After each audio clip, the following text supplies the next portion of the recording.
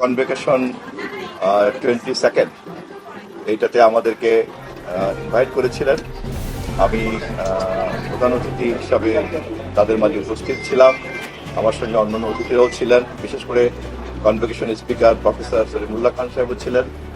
আমরা বাংলাদেশের হিসাব বিজ্ঞানের যে পেশা, এই পেশাতে এই প্রতিষ্ঠানের পক্ষ থেকে যে নতুন প্রজন্ম নতুনভাবে যুক্ত হলো, আমরা তাদের কনভোকেশনে তাদের মধ্যে সার্টিফিকেট বিনিময় করেছি।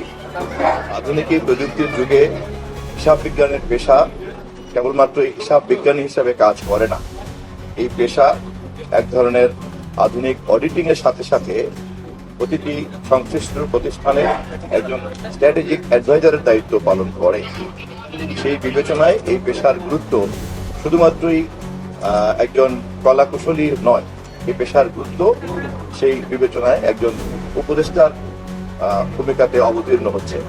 আমরা এই নতুন প্রজন্মের নতুন প্রযুক্তি ভিত্তিক যে জ্ঞান, সেই জ্ঞানকে কাজে লাগিয়ে তারা যাতে তাদের পেশায় দক্ষতা অর্জন করতে পারে, দেশ, নিজের পেশা এবং গোটা মানব সভ্যতাকে তাকে সমৃদ্ধ করতে পারে, আমরা তাদের প্রতি আশীর্বাদ জানাই। ধন্যবাদ।